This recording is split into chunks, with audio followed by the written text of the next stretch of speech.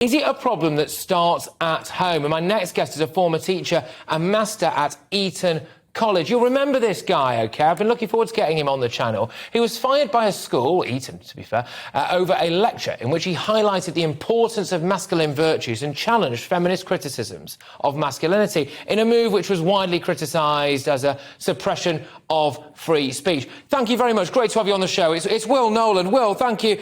Look, when it comes to this, I'm sick and tired of a lot of things today, but I'm sick and tired especially of people blaming things like, oh, the weather's nice. Well, why are they outside with a knife? Go and have a pint in the park. What's going on? Does the problem start at home? Is there a lack of strong male role models that leads to people picking up a knife and using it on the street, or indeed a gun?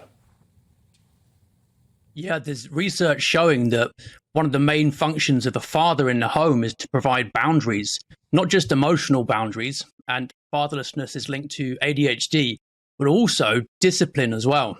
And if you don't have that strong male role model in the home, then it's easy for you to lose a sense of what being a man is, and you seek it in machismo and bravado instead, and hence the attraction of gang culture for many of these young men. And do you, as far as you're concerned, you think there is obviously a direct correlation between essentially fatherless homes and what we're seeing in terms of knife crime, gun crime, gang crime? And do you think that that sense of a role model being missing means that essentially, actually, they're very scared and they carry a knife because they think that it might make them hard, and they try to impress some of the older boys, and a way to do that is essentially to stab someone to death? I think it's partly fear, but it's also to do with the craving for status and honor. And if you are in a school system, for example, which tells you that everything about masculinity is bad, and you still feel this innate need to display the qualities that have been chosen by women in sexual selection across centuries, you want to show off strength, you want to show off honor, courage, determination, then the gang atmosphere can provide a forum for that.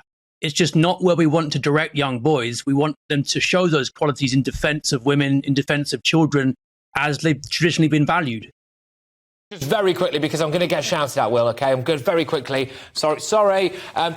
Do you think, though, that the situation's changing? Because you tried to express certain things about well, basically pretty much similar to what you just said there, right? And you were massively disciplined for it, dragged through the press for it. I mean, even with a male role model these days, I mean, you might end up with Prince Harry, for goodness sake. Well, you could do, but the data is that fatherlessness is very strongly correlated with all the problems that we're seeing now. And if we can return to an environment where young boys are taught the importance of the traditional virtues at home first, and they're given boundaries, then the father modeling that behavior is the best way for them to learn.